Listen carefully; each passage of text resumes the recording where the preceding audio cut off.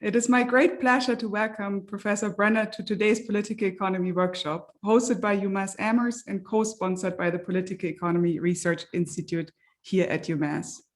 Professor Brenner probably hardly needs any introduction for this audience, and it is a tough task to try to give an introduction in the short time that I have. Professor Brenner is one of the most influential Marxist historians of our time. He's professor of history at UCLA, Professor Emeritus of History at UCLA and director of the UCLA Center for Social Theory and Comparative History. His work has spanned some of the most fundamental questions in the history of capitalism, broadly including three areas and debates. The first is the debate on the origins of capitalism, the transition from feudalism to capitalism, often referred to as the Brenner debate, after the book, The Brenner Debate, Agrarian Class Structure and Economic Development in Pre-Industrial Europe. Secondly, the question of the character and causes of the English revolutions of the 17th century. One key reference here is the book Merchants and Revolution, Commercial Change, Political Conflict, and London's Overseas Traders, 1550 to 1653. Thirdly, the post-war world economy, stagnation and crisis, the book, The Economics of Global Turbulence, the advanced capitalist economies from long boom to long downturn comes to mind. The presentation today is titled From Capitalism to Feudalism, Decline, Predation, and the Transformation of US Politics. And it seems like Professor Brenner will both take us back to his early work on the origins of capitalism, while at the same time bringing us to the edge of history that is the present moment. This presentation builds on Professor Brenner's editorial introduction to the first issue of Catalyst in spring 2017, as well as on last year's New Left Review article, Escalating Plunder. This is a work in progress for a forthcoming piece. Professor Brenner, thank you so much for joining us and for giving us the honor of sharing your ongoing research with us. Thank you so much.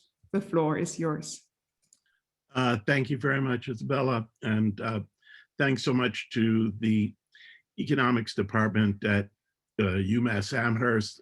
Lots of old friends here. It's a great pleasure to, quote, be back. As I said to, I think, Bob Poland and yourself at some point, what we're missing here is a chance to go to the Connecticut River Valley and the beautiful situation you guys have there. Another time, we know why that is not happening, and I thank you for inviting me to do this webinar. Okay, so I guess I'll just launch in and see what we can do. So the deep recession that began in early 2020 and the bailout of the corporations that, excuse me, I just want to make sure that constituted the bipartisan establishment's signature response to it, represent the culmination and near perfect instantiation of two interconnected tendencies that have shaped the US political economy for almost half a century. Relentlessly declining economic dynamism from around 1970 and politically driven upward redistribution of income and wealth to the very topmost layers of the population from around 1980. People might note those two starting dates. So starting from as far back as Nixon-Ford presidencies, we've seen steadily worsening economic performance, business cycle by business cycle, decade by decade, right up to the present, with the last of these cycles from 2008 to 2020, by far the weakest across the board in terms of all the major macroeconomic indicators. On the other hand, from around the start of the Reagan administration, the country's top political, the country's top political leaders pretty much gave up on artificially reviving growth and have turned instead to directly political means to hand income to the top 1% and above, while treating the well-being of the economy and the population as at best a second thought. I apologize, there's some outside sound which I have to get rid of, and I'll be right back, I'm sorry. Sure, no problem. While Professor Brenner is getting rid of the sound, let me inform everybody that in the chat, a link to a Dropbox has been shared with files of graphs that Professor Brenner will be talking about shortly. And he wanted to make sure that all participants have access to this material. Okay, that's great too. So you, while I left, thank you very much for making that material available to people. Okay, so we had these two long-term trends that I was referring to, one of decline, the other response to that decline in terms of politically driven upward redistribution. Now, during the pandemic recession of the last year, these trends have reached their most extreme point. GDP fell by 3.5%, non-farm employment fell by 5.7%, the poverty rate rose by 2.5 percentage points, or about 25%. Meanwhile, the crucial opposite side of the coin, the rich did extremely well with very little reference to their role in production. According to the New York Times a couple days ago, quote, CEO pay remains stratospheric, even at companies battered by the pandemic. And as to the, the share of the, the amount of, why I don't have that, yeah. So in this same period, billionaires have grown 1.1 trillion richer. So that is the contrast that I wanted to make, and kind of the background of the feudal the pre-capitalist reference is hopefully captured a little bit in this complete stagnation or decline in the quote real economy, and at the same time the extremely good fortune of the rich and super rich, obviously by what you might call extra economic take. So in this presentation, I want to offer an interpretation of those two basic trends, the sources of long-term decline and the resort to what could be seen as pre-capitalist or non-capitalist forms of take, appropriation by extra economic coercion as one prominent element in the response. I should caution people, I'm not talking about a shift in some way beyond capitalism. I'm trying to say that this development of take by political means, by the top 1% and above, has its roots, is a kind of non-capitalist looking response, but understandable only in terms of the dynamics of capitalism itself. So it's obvious that this problem that I'm dealing with is pretty large, and the time that's the historical time period that's being covered is quite long.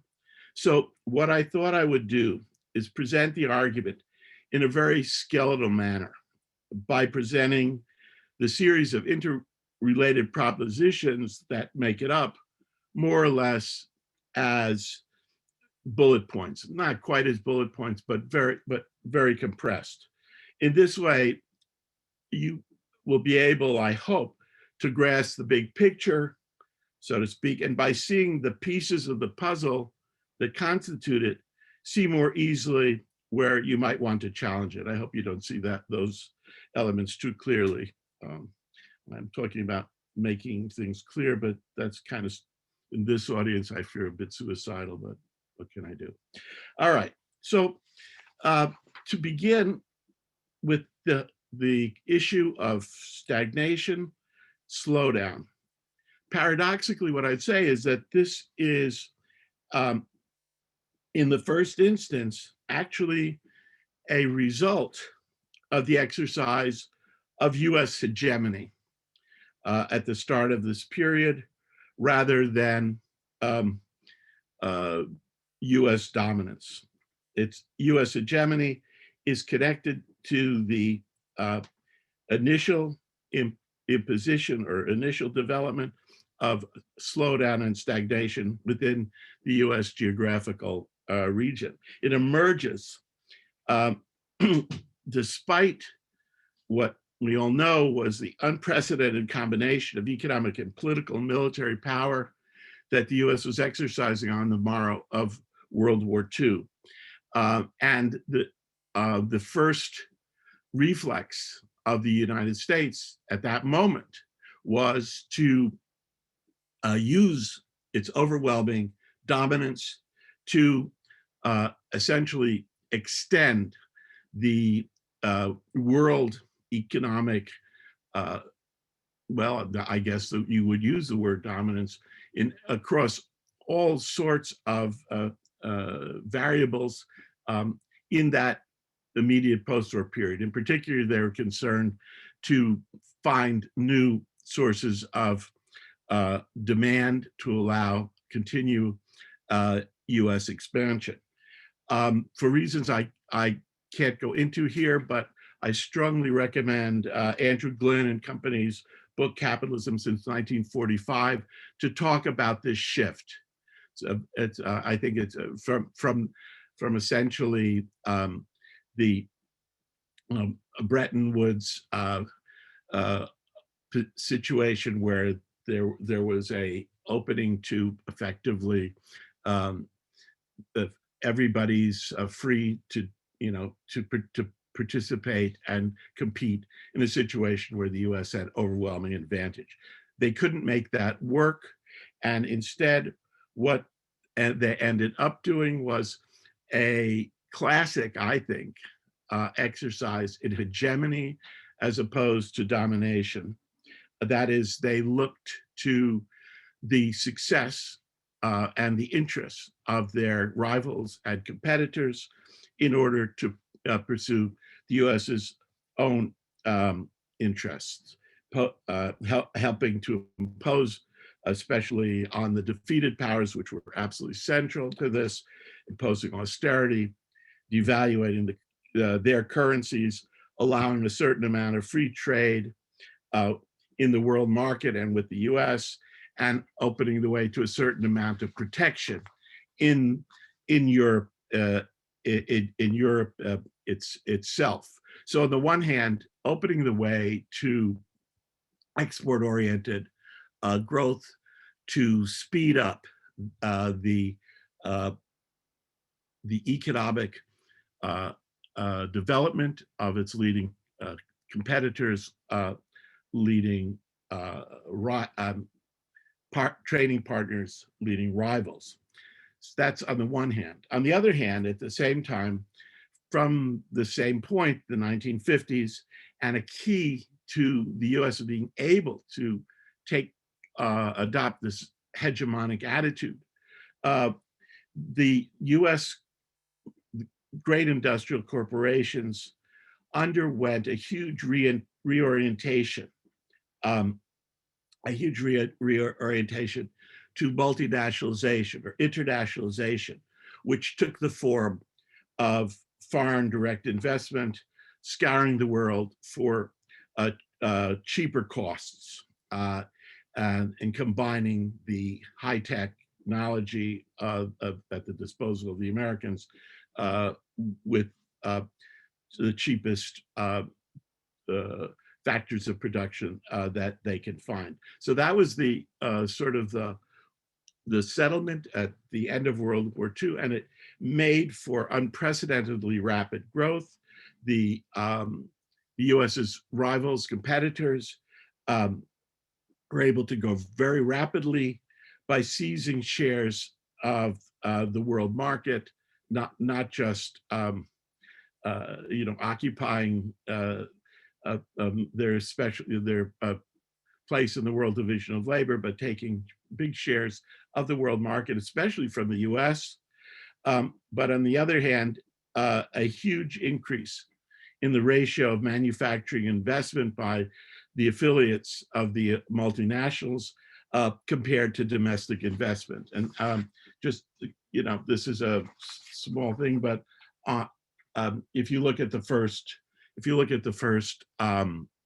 graph there, a line graph, it just shows it's a very short period, and it just shows a huge increase in the ratio of investment abroad to investment at home. And this is reflecting the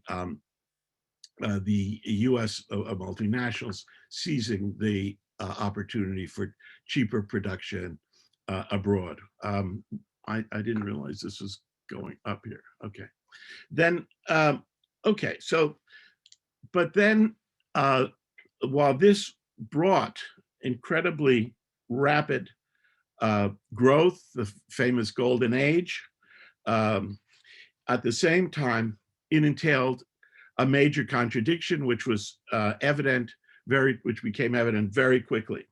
What allowed growth at first in a big way led rapidly to its self-undermining. So what is going on is that those who are able to enter into the to the world market through exports are the ones that are able to succeed in this period. But they're not entering, as one might have expected, by taking their place in the world division of labor a la Adam Smith. They are entering by producing essentially the same goods as before, only cheaper. And in this way, it's from the start a fight for a market share. And what we see over the long run as those who are able to grow rapidly are those who are able to undertake export-led growth. Germany, Japan, Western Europe, ultimately the East Asian NICs, Southeast Asian tigers, and of course the big one, China. So that is kind of the form of development, I think, in the throughout the whole post-war epoch, and it leads very quickly to problems in development. Everyone is now, I mean, not everyone, but the most successful producers are producing what's already being produced in the world market. Manufacturing is at the core of what's being traded internationally, and what you get is really a oversupply compared to demand, supply outrunning demand, overcapacity, driving down prices, leading to problems at the same time in the different countries, a full use of capacity, and intensification of competition system-wide. So what people could do here is take a look at the series of graphs that are, I apologize, let's see, starting from page 7, which shows the falling manufacturing, fall and failure to recover of manufacturing profitability across these 5 countries, starting roughly in the same time and continuing. The same data you could see is in, sorry, the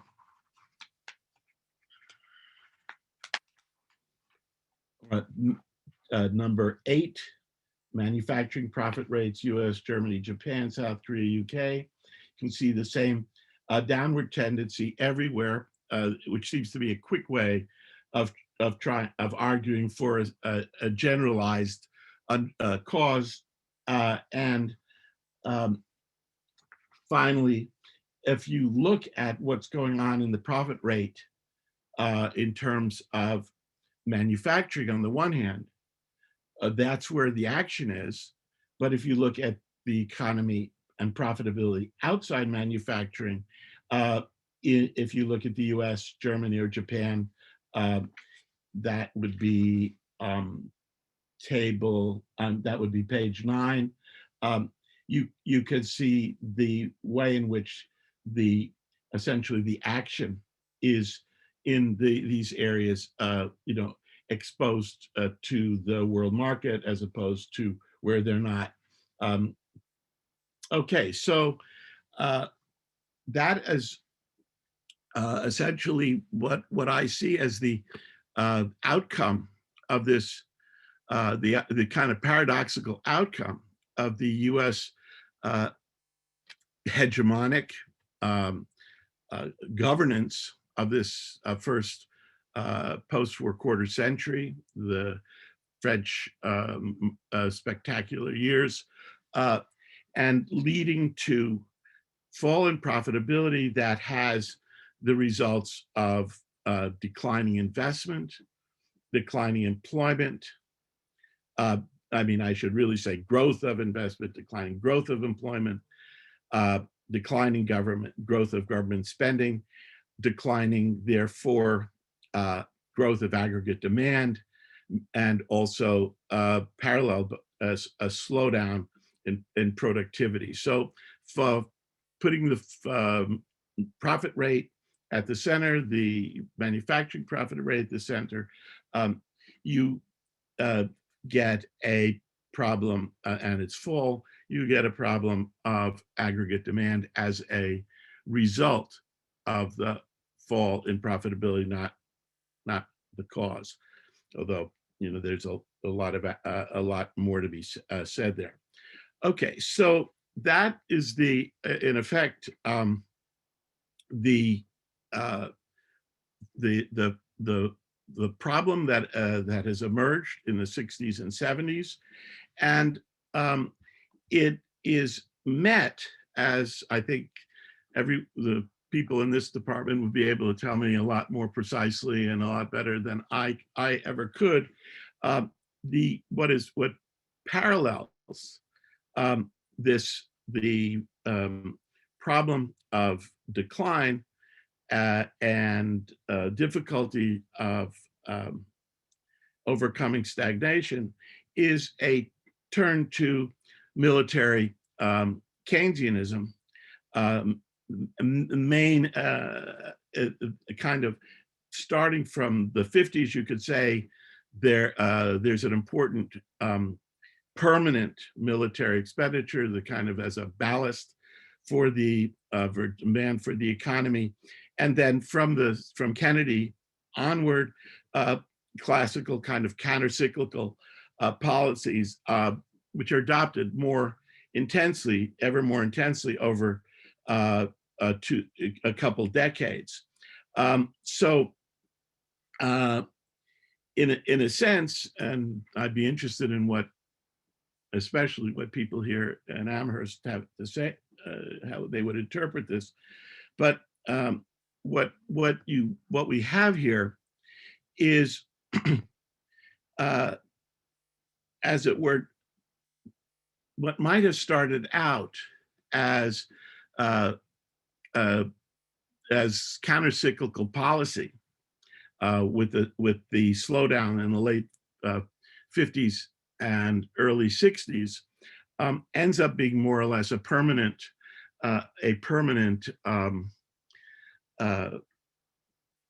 feature of the economy. It's almost as if, I don't know if it was ever theorized in these terms, but it's almost as if Joan Robinson's bastard Keynesianism from 1960 to 1980 was adopted as a kind of elixir for decline, to counter decline. And it's a kind of paradoxical adaptation, because the underlying construct here was globalization and cheap production at home.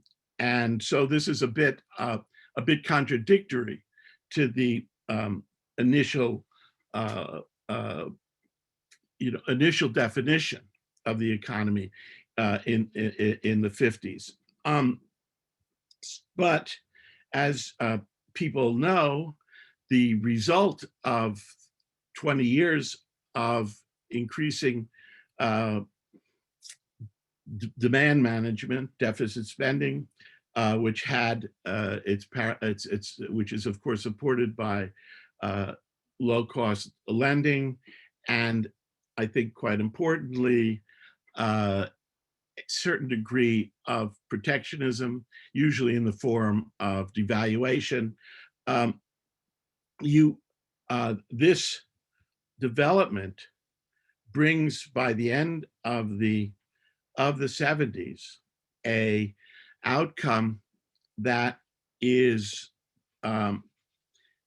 shocking, and I think you have to see it as shocking as it was to understand the huge shift that follows. So I think I would, and this is something I'd be interested in what people here think. I think that it's really, there is really quite a lot of consensus, bipartisan consensus on this politics through most of the 70s. And although now people look back and they see these right-wingers, far right-wingers looming, I think that it was expected that these policies would work. And what was shocking is that they didn't. And this opens that opens the way to a new way of doing politics and political economy right around 1980. So what the key thing, I think, in the background is that you have a kind of demoralization and disillusion with what had been expected to work through this period. And it's this that is sort of the unstated premise that allows for what seems to me a very sharp shift at this time, a sharp shift that I think is very broadly, acknowledged, and was one of those big changes that was seen right at the time. I mean, it was no secret that something major was happening in the economy, particularly, from the accession of Reagan, although it had its, maybe it had beginnings under Carter. And this is, of course, what's called the shift to neoliberalism. And I think the term neoliberalism here is, you have to watch out for it. It's a term that is universally used, but I think this notion of shift to neoliberalism has its problems, and I think we need to be very clear about it in order to see what's coming next. So in one sense, if you're talking about shift to neoliberalism, in one sense, that's problematic, because what's happening here is not really a shift. In other words, the fundamental orientation was to free markets in terms of trade and foreign investment, and this was prevailed from as a defining feature of the American approach from the 50s. So it was always, in some sense, liberal, and it became more liberal in the from the 80s as the Americans became less tolerant of anyone else doing it any other way. So on the one hand, shift to neoliberalism does not really require a shift if you're talking about liberalism or liberalization. Globalization had been there all through.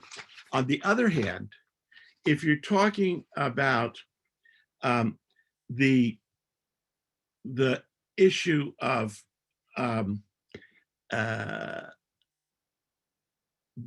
what shift did occur, it's a shift very much away from liberalization. And it's here that I want to essentially bring to the fore this theme of politically driven upward redistribution, to look to what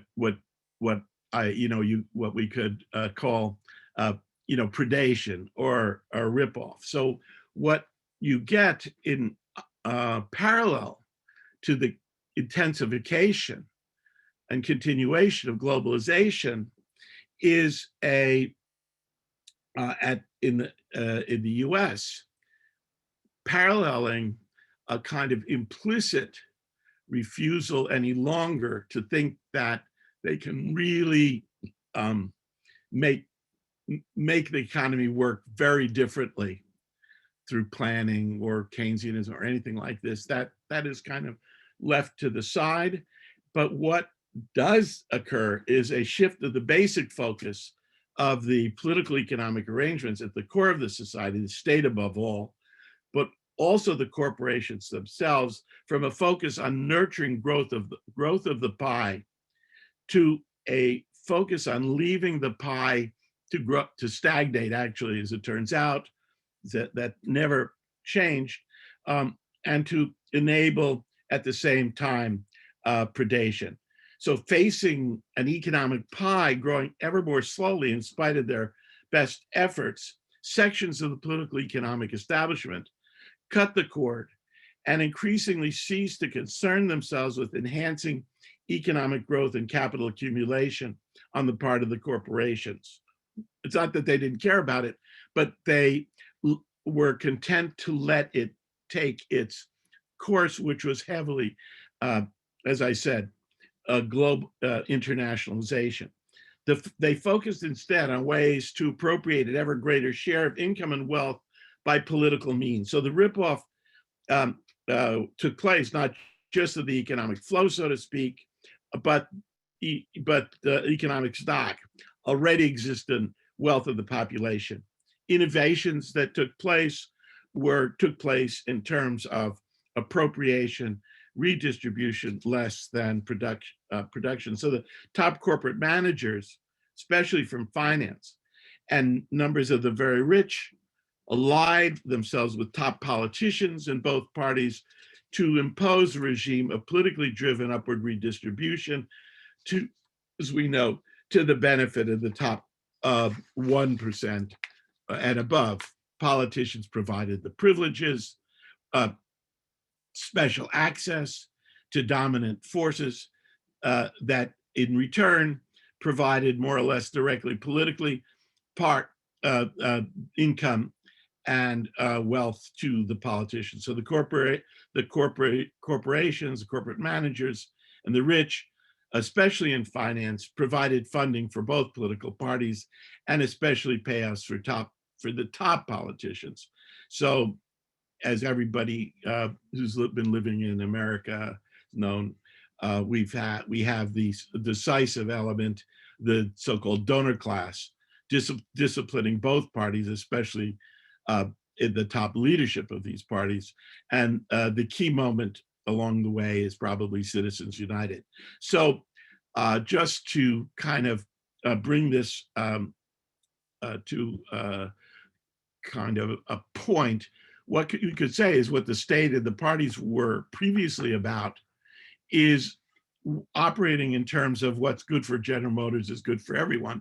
So improving the economy through improving the conditions for profitability, and in turn, one could say then that others would benefit, and that the rest of the working class, and there'd be money for the state that would go through the growing pie made possible through employment, investment, and innovation. So that was a sort of the what's good for General Motors approach to politics.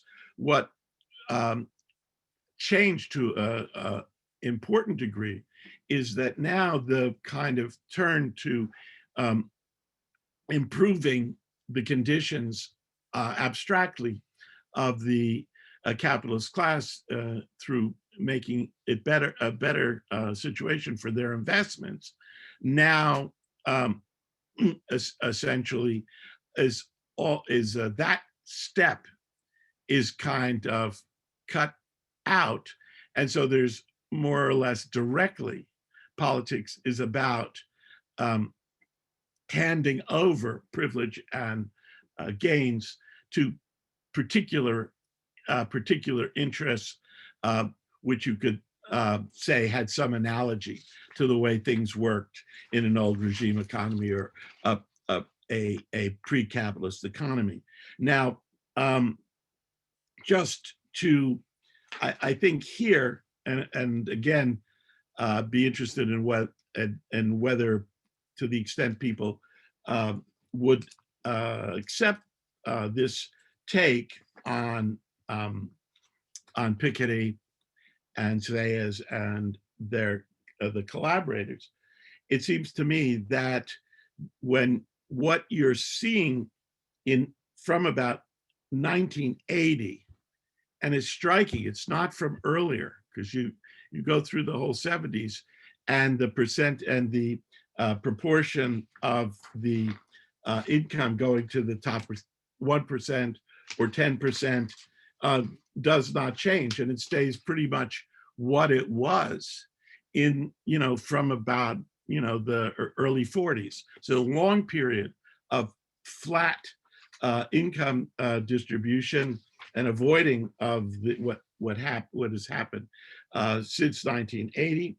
And then what you have after that, though, is a major shift. So if people could look at table page 16, we get there's the Piketty and company share of the top 1%, and you could see that it remains flat for a long period from the 40s to about 1980, and then there is a sudden, I think pretty sudden, upward turn in the curve, and you have that famous U that is the focus of Piketty's work, and is critique of previous work. But so it's I think what we're seeing there is a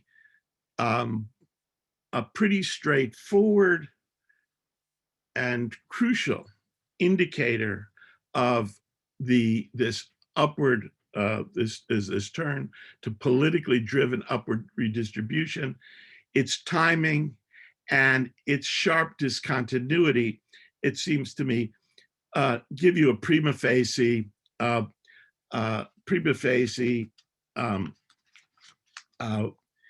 indication that this is not coming out of production per se, out of what's going on, so to speak, in the corporations, but very much in terms of production, but in terms of political the political realignment that has taken place and is ever harder from this point. So So the kind of, I see the, this famous, to me, very important work by Piketty and collaborators as speaking to this shift in the US political economy. It seems to me that, and I don't know how many people, how people look at the Piketty, but I think another side of it that kind of confirms this way of seeing things in the graphs that are here on income inequality, top 1%, top 10%, is the difference between what's going on in the US and the UK compared to continental Europe and Japan, where the kind of U-shaped curve doesn't really happen, where there's pretty, at least unless it's very recent, where instead you have a pretty flat distribution to the top 1% or the top 10%, continuing right through this period. Interesting question would be, how about since maybe 2008, or in this last 10 years, where it could be said that some of the kind of changes that we've seen in the US are now overtaking Germany and Europe and so forth. Okay, so what about then this this politically driven, this turn to politically driven upward redistribution? What I think one way to see this is to see the degree to which the same forms of political economy or same kinds of policy steps in the new regime have completely different meaning than what they had throughout most of the previous post-war period. Tax cuts. This is perhaps at the core of this politically driven upward redistribution. It was, of course, central element in the neoclassical Keynesian deficit spending in the post-war period to open the way. That was, tax cuts were the way to open the way to fiscal stimulus. And now it is the priority and remains the priority of every administration from Reagan on. But tax cuts today leading to deficits are more straightforward, the gifts to the rich, despite the cover of supply side talk about stimulating investment. This culminated with Trump in 2017, although we shouldn't forget that certain finishing touches were added at the time of the bipartisan package bailout in March, April 2020 at the time of the CARES Act. Then tax increases were, of course, normal for public goods, to fund public goods, infrastructure, highways, public education, healthcare, to enable capitalist production to work. And we still have this in East Asia today, where manufacturing is still struggling along. But in the US, there's been pressure from a long time to cut back and eliminate this as a means to increase taxation, with little concern for the effect on capital accumulation and growth. So let's see. Sorry.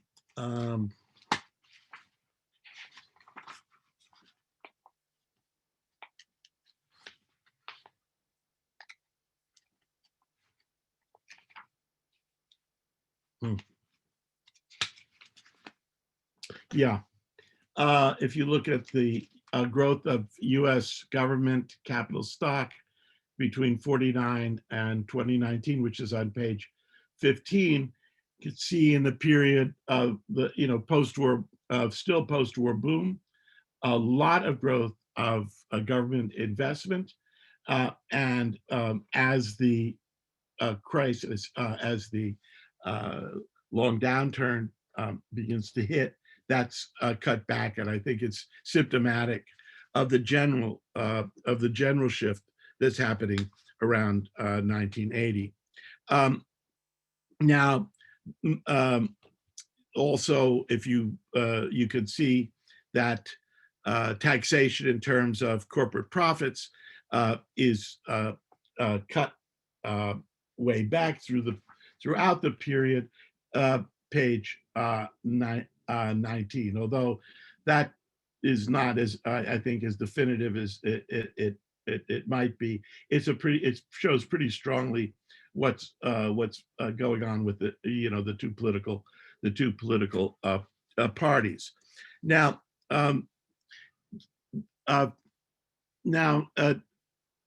what from here, I think in terms of positive steps that define the new era of politically driven upward redistribution, or what we could, or the way in which predation responds to decline, we could look at the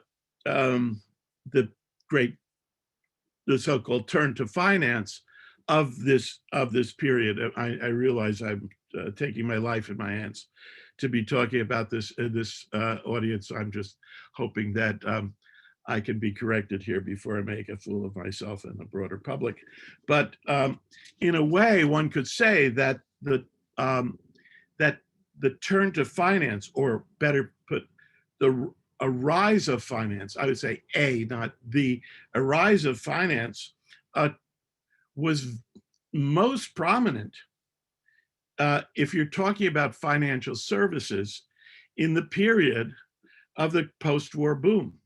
Because at this point, in the context either of the boom, the post-war boom in the United States, but in particular the internationalization of the American multinationals, what you have is a going along with them of the banks and the financiers to provide the financial services that we would expect goes along with the expansion of GDP and investment and so forth. So the rise of finance, in a sense, has its high point as a rise of financial services, really in the post-war boom for the U.S. And in that sense, we've had a slowdown of investment, and therefore, of the corporation, therefore a slowdown in the demand for financial services, demand for financial services in this period since the 80s on, which seems very weird, of course, since most of us see this period as quite properly seen in another sense as a rise of finance, But there, I think what we're talking about is something very different, and it's all about, not to put too fine a point on it, Wall Street and the centrality in this period of the market, the markets in financial assets and money making in that form. Now, as people here in this group probably tell me much better than I can, what the shift to the rise of finance in the second sense, rather than as financial services, as really what you might, what you could call corruption and predation, is prepared by the collapse or the huge fall in interest rates that where I think many of the people in this discussion are very familiar with. So let's see, where is it? Oops, sorry about this. So if you look at page 18, you see a decline of short-term and long-term costs of borrowing since almost exactly since the early 80s. And this seems to me to express basically and above all the decline in demand for loanable funds that goes along with the general slowdown in the economy. So you have opening up a period where cost of money is ever cheaper. Zero interest rates are fact of life, and just before the pandemic depression hit, $17 trillion in loans, or maybe 30% of world debt, was at or below zero. So that opens up I would say the new period of rise of finance. Low borrowing costs have fueled essentially the opening up of risky borrowing that could not otherwise have taken place. Well, that term, risky borrowing, so presumably if we were talking about risky borrowing per se,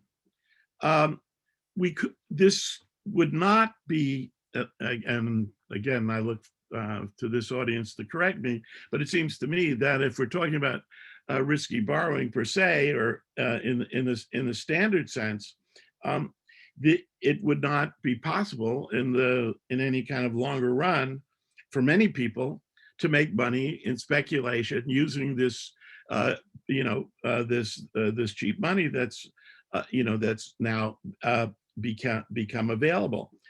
You open the way to speculation in the asset markets, but how can this really be such a great contributor as it's been to the upward redistribution to the top 1%? And it seems to me that the answer is pretty clear, and that is that the government and the Fed are focused on preventing have been or were for that long decade, pretty much preventing any fall in the stock market every time there was one that the Fed came in to compensate. So I have to be coming to concluding. What I want to say is, in that sense, and when you're talking about the parties and the government, that this stock market and the development of the stock market seems to me absolutely fundamental, as was and has been the housing market previously, and actually again in this last 10 years before the pandemic. And so what you have here is a politically bent operation of the markets in shares that allows for a tremendous for money to be made very to a huge degree in terms of stock market valuation or market capitalization, when profits per se are pretty stagnant for the whole decade. So that could be taken one step further in that if you look at the corporations themselves, they're doing very little, they've been doing very little investing, and you have instead the freeing up of profits, retained earnings, to be spent in essentially in term, I apologize, to be spent on in the first place on stock buybacks, secondly on dividends. That is, rather than expanding the corporation's capacity for production, rather to directly enabling managers and stockholders to increase their wealth. And beyond that, they're not just using their retained earnings in this way, but they're borrowing in order to make that possible, driving up, driving up stocks, enriching shareholders, talking about this term, maybe somebody can explain to me, the capitalization of dividends. But more and more, you had throughout the last long business cycle, massive, important sector of the corporations going deeply into debt, so-called zombie firms, opening the way for huge expansion of lending. I mean, which part and parcel, huge expansion of lending for speculative purposes in the especially stock market, but across the board. So I think I'm coming to the, I've taken up, something like 55 minutes, and I should be coming to a close. I would just say that if I had had a little bit more time, I think what the focus on a political economy based on politically driven upward redistribution opens the way to is an understanding about the changed character of politics. And again, I would emphasize that you are moving from a situation, the last time this was super clear would have been through the 60s and 70s, when you're talking about trying to get economic activity by improving the profit in a general sort of way, the profitability or potential profitability of the producers of the corporation, again through deficit spending, cheap money, and protection, so forth. So that is was the norm, I would say, and including especially for American capitalism, which is a incredibly productive operation into this period of the 50s and 60s. But what you have instead now, what politics has been about instead, is very much directly about nurturing particular interests, and whether nurturing those economic interests, irrespective, so to speak, of their potential for accumulating capital and contributing to growth. I mean, thinking of things like the charter schools, or the huge one obviously would be healthcare. I mean, these would be regions where you in a standard theory of politics in the state, these would be about supporting capital accumulation, these areas, and you would have like you have in Taiwan or Korea or something like that, a very different way of doing healthcare or doing education. But in our situation, what politics is about parties succoring, nurturing particular interests, and a fight over interests as the nature of politics.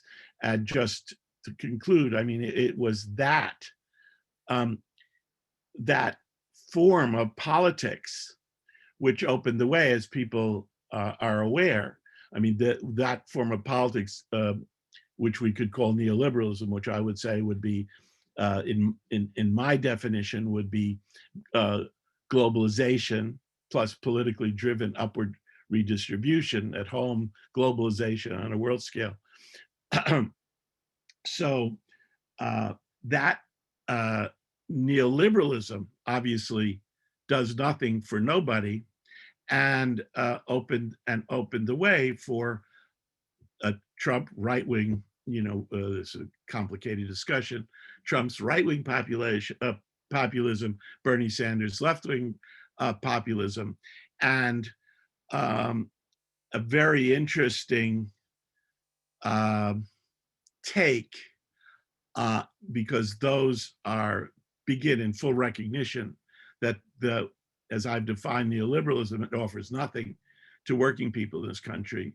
But on the other hand, essentially, that opens the way, and if we had more time, we could have a discussion about this, how it is that Joe Biden, the natural successor to the neoliberal string from Clinton through Obama, through Hillary failed, but through our current president, is leading to something different. And I think that's a key issue for kind of people who I know are at this meeting. And I'll stop it. I'll stop there. Thank you so much, Professor Brenner, for your analysis of these long-term political and economic trends that have landed us in this moment of predation and decline. I have a number of people who have already messaged me who would like to ask questions. I'd like to start with Bob Poland. Bob, would you like to ask your question? Yep, thank you. Thanks very much, Bob. That was a great presentation. It's great having you back. So I wanted to, I guess, ask one thing that's in the realm of clarification, and then I wanted to come to your point that you just ended on. In terms of the way you're discussing this issue of the role of finance, I wasn't entirely clear when you talked about the earlier period, the post-war boom period, as the period of finance centrality. And then you shifted and you said financial services, finance qua financial services. Okay. That is the great time for banks and so on. Qua. In other words, finance serving production. Is that what you meant? Yeah. I mean, it was, funnily enough, even though it had a slightly different kind of coloring, so to speak, you're talking about finance capital and Hilferding and the kind of merger of finance and industry and the state that you get in the period leading into World War I and the interwar period. I mean, there's an argument about banks being dominant, but I think the main point is they are merged with industry. By contrast, say, in that period, to the UK, where there is not that the contrast is strong because there's not that direct merger. So the rise of what most of us tend to refer to, we're talking about the rise of finance today, and it's kind of a absolutely central phrase. It's all about financial markets, and and that poses the question: how can that be? How can you make money in financial markets when clearly no one the information is so widely available, no one can possibly get rich doing this, let alone be the richest, most successful in the country as our great banks, among not only, but Yeah, well, I mean, Professor Pullen here. well, I mean, so in other words, you're saying we have two periods that you're calling, one of financial services and the second one of financial predation. Is that fair? Yeah, financial speculation, basically, which requires political intervention to make it work. Yeah, yeah. Okay, fine. Thank you. And then the other one I wanted to, just on your last point, is to just ask you to, if by way of amplification, so do you see any like break in this mass politics with the rise of Trump and Trumpism, which is still around, of neo-fascism as being distinct as a phenomenon from neoliberalism, and to what extent, how do you assess, I mean, the Biden, whatever he is, relative to what he used to be only like 9 months ago, to what extent is that a reflection of successful left organizing as reflected by Bernie Sanders and Green New Deal and all that? Okay. I would say that this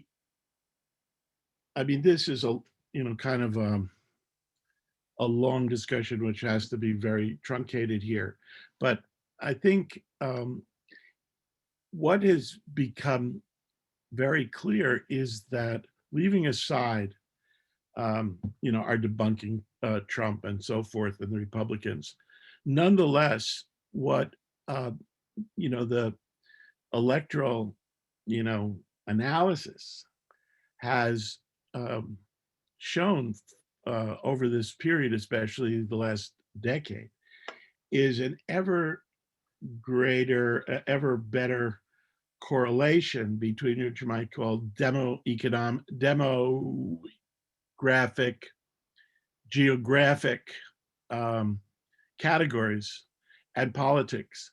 So you have, on the one hand, the ever more overwhelming turn of the cities and the near suburbs to the Democrats and to the left, and an ever purer turn of the far off suburbs and the rural areas to the Republicans and Trump. It becomes a tricky question. How come these people are support Trump there?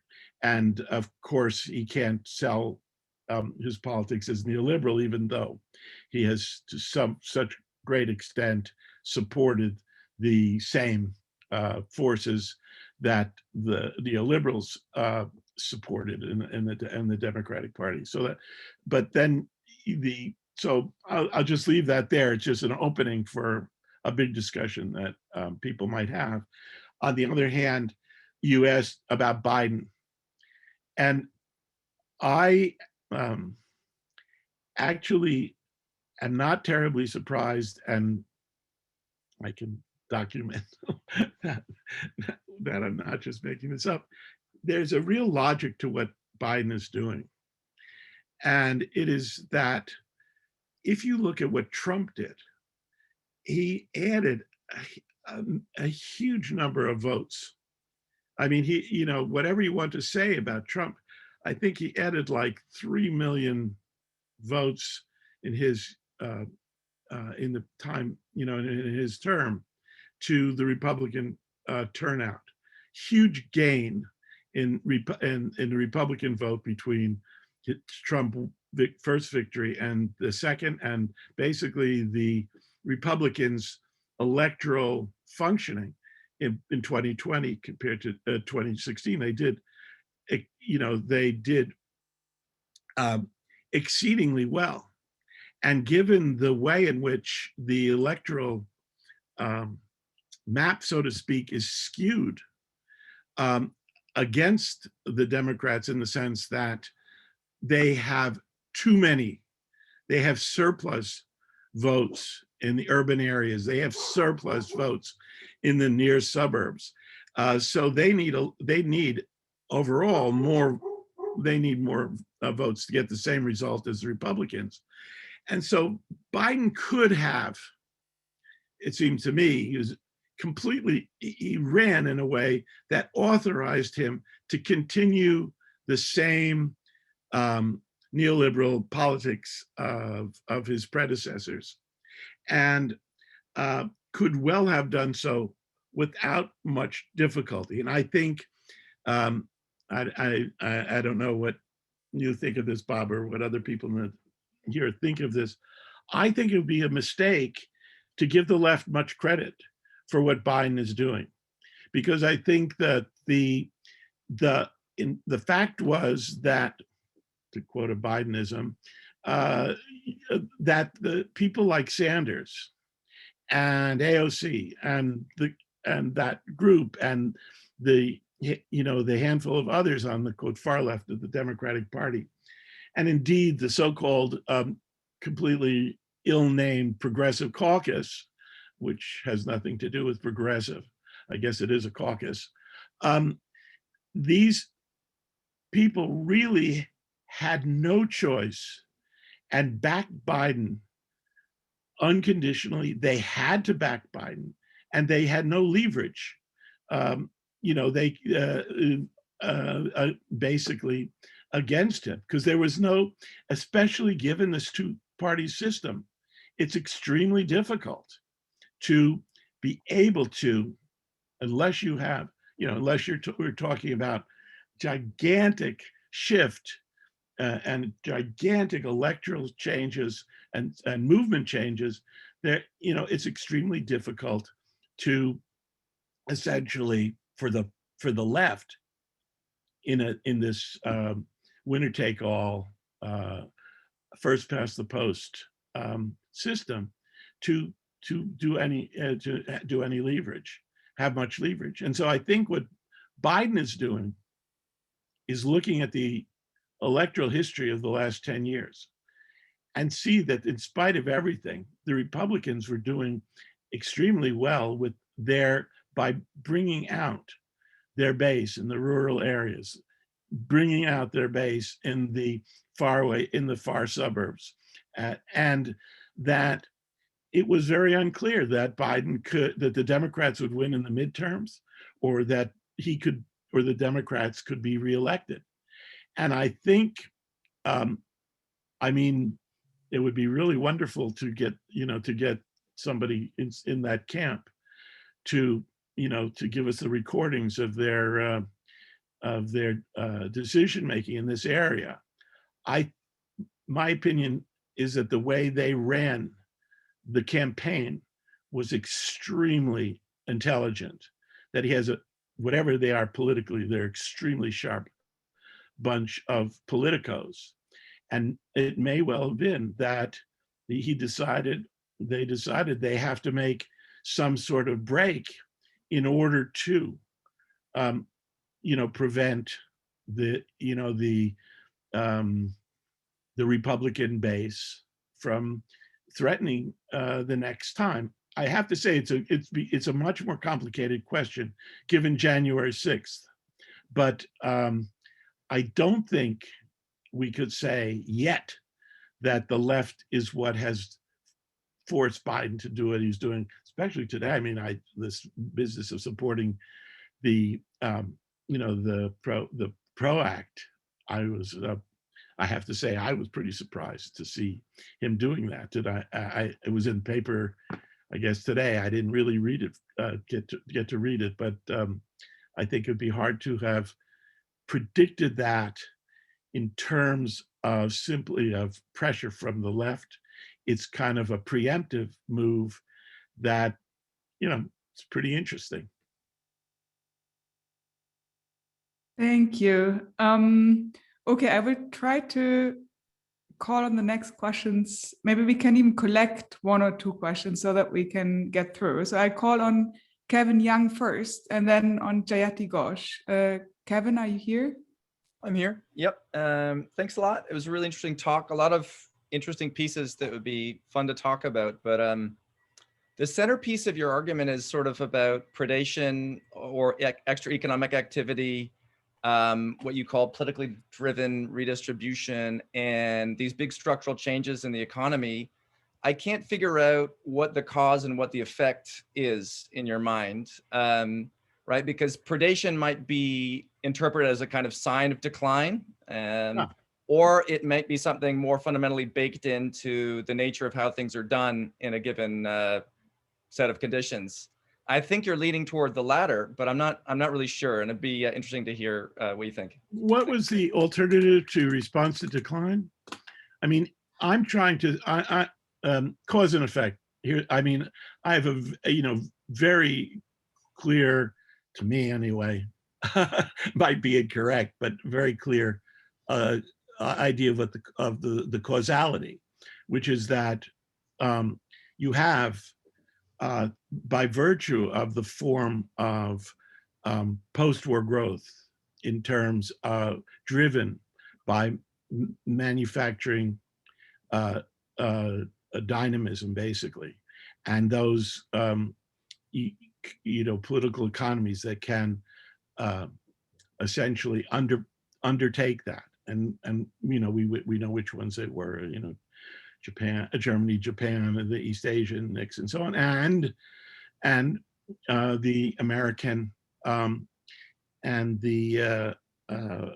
multinationals, and so you're getting it by in all ways a combination of the lower costs forces, means of production, with the emulated technology, so to speak, not just but heavily technology taken from the Americans, and that of course the Americans use in the American quote the American challenge to Europe in the in the 50s and 60s. And the argument is that on the one hand, initially, this provides tremendous speed to post-war growth, led by and driven by these centers of production, Germany in Europe, Japan in Asia, and so on. But that since this growth is not taking place, it's taking place by its very nature, I was saying, in terms of producing the goods that are already produced, but cheaper, so that the U.S. is not producing to a huge degree, the U.S. was tending not to produce a lot of the goods that it previously produced at home, but through foreign direct investment and so on, and that the competitors likewise, you end up, I would argue, with manufacturing over capacity. It's not just a zero-sum game of competition. It's a system-wide game of overcapacity, and I'm trying to show with those tables and graphs on the profit rate that you get a decline across the board. They didn't understand this, and the whole Keynesian, looking back at the Keynesian development, it's now ancient history enough. I was conscious of looking at the 60s and 70s for this talk. Wow, that's a long time ago. But in that moment, essentially, there was an expectation that this had to be a problem of demand, of effective demand, and I think there was, huge surprise at how badly it ended up. In other words, the kind of Keynesian experiment, which had a certain element of protectionism as well, not quite in line with the general American globalization of the period approach. This failure is what it seems to me opens the way to a turn to predation at home. You get a continuation and intensification, I think, and this is what gives the liberal element in neoliberalization, that gives it purchase, because that you certainly get, but it's heavily global. It's a heavily globalized development, and so the element of predation is as it were, a result of that general globalization, neoliberalization, and the failure of Keynesianism.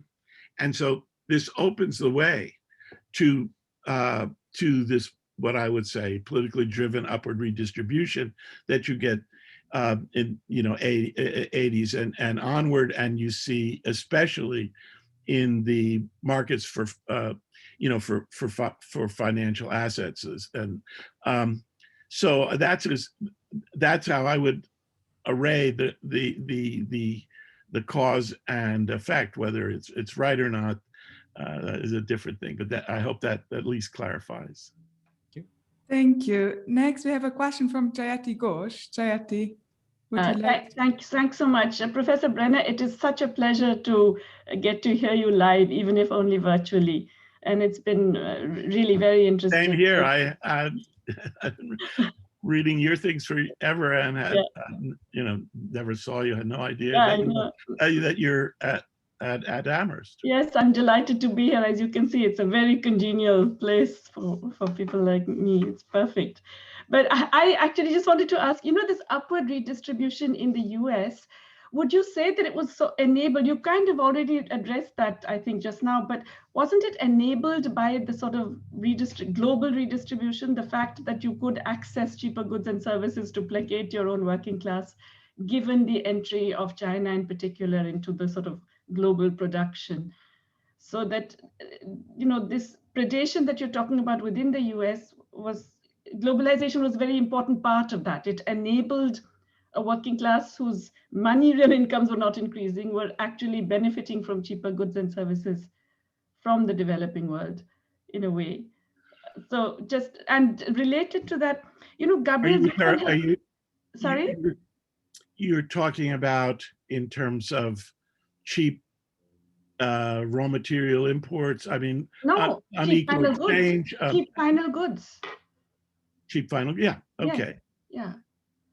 I mean, cheap everything, basically. Cheap raw materials, cheap final goods, cheap worker, cheap labor for other services, the range of things.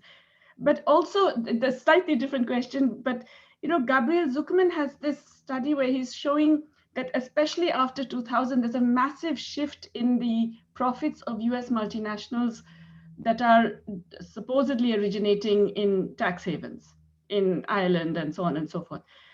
Suppose if we say that the aggregate profit rate that you presented, which is, I think, for US corporations within the US, is and there's a significant concentration. The large corporations have taken the bulk of that, and there's evidence that that's been more and more concentrated, the profits themselves. And if that itself is an understatement, because the MNCs are actually shifting their profits to the tax havens, are we very sure that it hasn't gone up? I mean, in the sense. What hasn't gone up? You've talked about the profit rate. Profitability problem. Yeah. Because a lot of it is profit shifting, especially from 2000 onwards. Okay, to the 2 points you're making. Yeah. So the first one, I don't know if I can, to your satisfaction, answer either one of them, but here would be a shot. It seems to me that you can say quite properly that the globalization benefits American producers by virtue of the cheap goods they have, which makes for which goes directly into real wages and would make for all else equal, makes for rising real wages. But it seems to me, I'm very dubious that unless there's a mistake in calculating the condition of American working people in terms of the amount of work their, each job has, how much,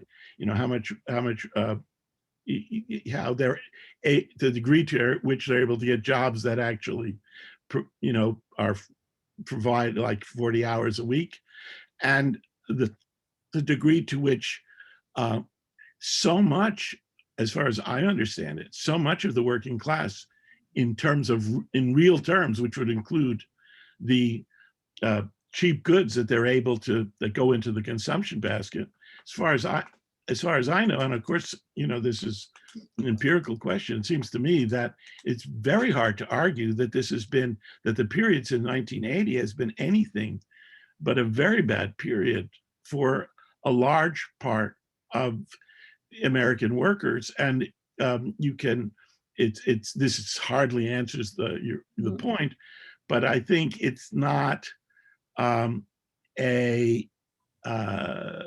the shift of the support of so much of the white working class to the Republicans and Trump is a reflection of that, of the declining opportunities, declining possibilities for so much of that, white male working class. And I don't think they are, they are the worst off by any means. And so you have the kind of politics of disease that has been written about. So I guess I'm skeptical, but I know I'm not going to convince you in this one, that I'm skeptical that this could be called a period of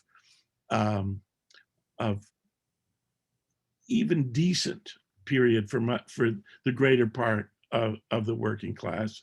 And then remind me of your second list. You just the second one was about profit shifting and whether whether the profit rate was actually higher. Well, what would be interesting then is if it were, why you're not getting much more investment and employment.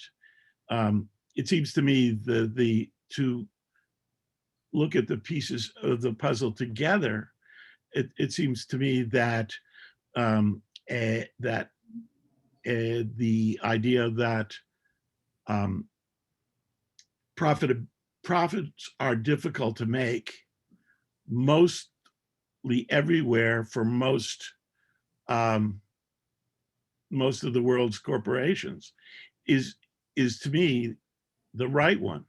And that what's striking to me is the degree to which the multinationals seem to themselves not investing, not enjoying the flip side of what might have been problematic profitability potentials here.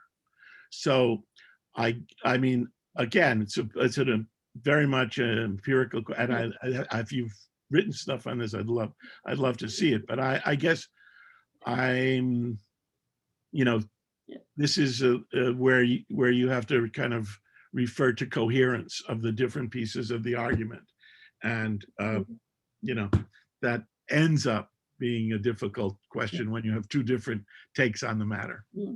But thanks very much. That's a very good point. No, thank you so much for this. It was fascinating and as insightful as expected. Thank you. Thank you so much. We still have a huge list of questions and time is already up. I would like to take one last question from David Kotz, who has raised his question for a long time. David, would you like to ask the last question for today? And I apologize to everybody whom I couldn't call on. I will make sure to share the questions with Professor Brenner after the event. David? Okay, you've reviewed some data about the big break in trends around 1980, which we all agree on. There was a big break around 1980. And the question is, how do you understand it? How do you frame it? And you presented a framing based on the idea that around 1980, the capitalist shifted from trying to grow the pie to trying to get a bigger share of the pie. I'd like to ask why you consider that a better explanation than an alternative, which would account for the same developments, that is the rise of predation, upward redistribution, that is based on, in the 70s, the capitalists deciding that since their profit rate had been falling since the late 60s, they were determined to reverse it. And they came up with the program that is called neoliberalism, which was based on freeing capital from trade unions, from taxes, from regulation. And that was supposed to boost profits and therefore speed economic growth, speed accumulation. And of course, Marxists would expect that if it really did boost profits, then perhaps it would speed accumulation. But it didn't work. In fact, as all the data show, maybe the profit rate recovered a little bit, maybe it didn't recover at all, depends on exactly how you view the data, but certainly there wasn't a big rebound in the profit rate. There was, the disorder of the 70s was overcome by the neoliberal transformation. There was no longer the rising inflation, the disorder in the global financial system, the rising unemployment, et cetera. Long economic expansions after 1980, but little recovery of the profit rate, and that under those conditions, that the result of the freeing of capital from all those restraints gave them the opportunity to engage in all those forms of predation. And so we saw financialization, in which the powerful and the quick were able to grab more and more, which, by the way, is very similar to what happened in the 1920s, a similar period when capital was freed from previous restraints that earlier had come from mainly from finance capital. And you got the first part of the graph on income, the income of the 1% when it was very high. And that alternative framing can lead to an explanation of what is happening today, which is that after 2008, even the positive aspects of the neoliberal transformation in the long economic expansions, the modest economic growth, has led to a period of severe stagnation, and that is destabilizing the system and leading to unexpected turns to the left and right. But what do you think of the comparison? It's a big question, and I'd want to think a little bit more about it before I jumped in on it. But I guess what I would say is a couple of things. That the comparison with the 20s seems to me quite useful, as in the same way the comparison with the real Gilded Age is useful. These were periods of kind of the freeing up of capital from all sorts of constraints, from state, especially from labor, in both these periods. But what it seems to me is different about the 80s, and I hope I'm not completely missing your point, is that the 80s are not a period that can be considered, I don't think, can be considered in any way dynamic economically. And that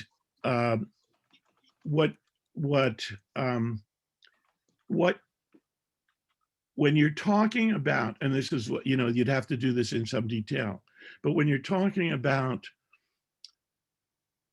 deregulation, privatization in this period, what I think you are not talking about is the prelude to industrial reorganization for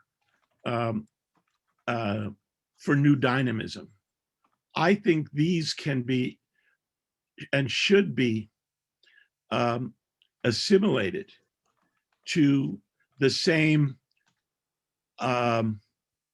trend to predation as the rest of the stuff I'm talking about. That is, these are ways, this deregulation, privatization, so forth, these are ways of allowing the ripoff of the corporations, et cetera. If you look at what the sort of, I guess you would call bandit bankers in the 80s. I mean, the individuals using deregulation basically to enrich themselves.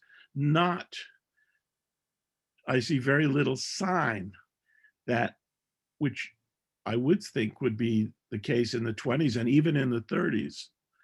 Even the 30s, you're talking about a US economy on the way up.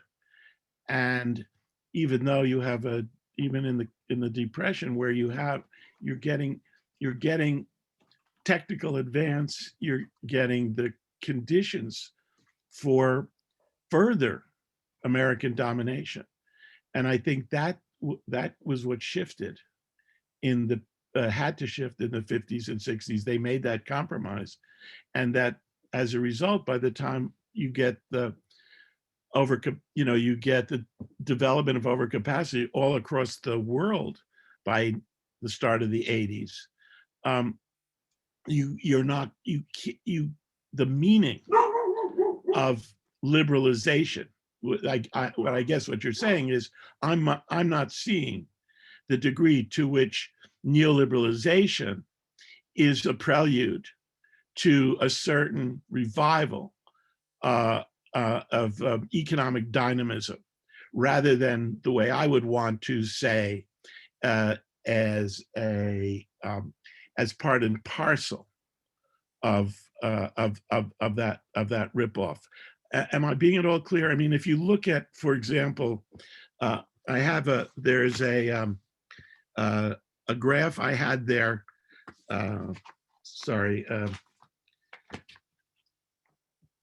I wasn't claiming a revival of dynamism, but a stabilization of capitalism with modest expansion.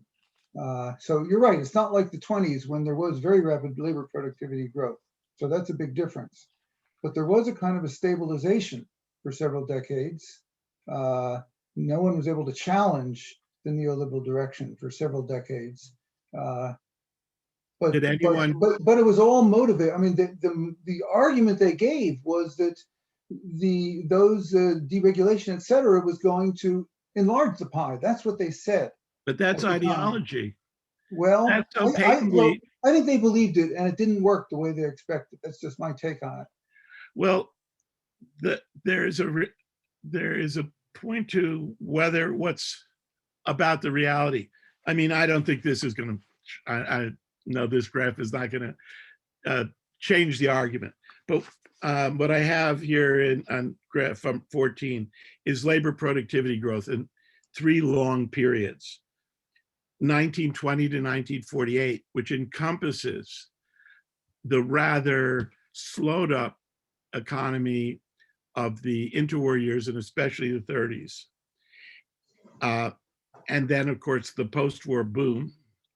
But the period from 74 to 2018 has productivity growth and non-farm productivity growth that's a third off that of the 1920 to 1948, and even more off of that of the post-war boom. So what I would say is that it's not easy to make an argument that sees privatization, deregulation as anything more than what it actually had been throughout the in many places in the developing world, as just a prelude to further rip-off. And I remember in this regard, a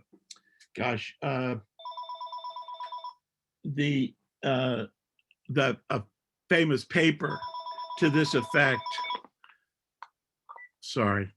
by Simon Johnson, which basically speaks about what is it was written in the period between 2000 and 2010, and it's basically a debunking of what's going on with the quote rise of finance and all of the liberalization of this period, which he says reminds him, and I guess he either via the IMF or World Bank, worked in the developing world, and he said, yeah, the U.S. is now, this is what the U.S. is now looking like, and I guess that's kind of it was brilliant literarily, and it was meant to be a provocation, but I think it was on target. Well, I don't know. Okay, if the sorry, Capitalists did, I'm but afraid but I don't think the Economist did. Well, the economists are the ones who are blamed for all of this. I think you guys you guys need to have a lot more power, but I don't see it happening. I think the economists need to be blamed for everything. Is a perfect way to come to a close. I'm afraid we are almost 20 minutes over the time, so I really have to step in here as a moderator. I'm sorry, but thank you so much for sharing your ongoing research with us. This was wonderful. I personally have learned a great deal, both from your presentation, from this very stimulating discussion. So thanks to everybody who joined, and my apologies to everybody whose questions I could not call on. I would also like to thank Bob Poland, who helped facilitate the invitation of Professor Brenner for today, and Evan, Caitlin, and Ryan, who all in the background helped to make this pretty big Zoom meeting run smoothly. So thanks to all of them, but most of all, thank you so much, Professor Brenner, for taking the time to join us today.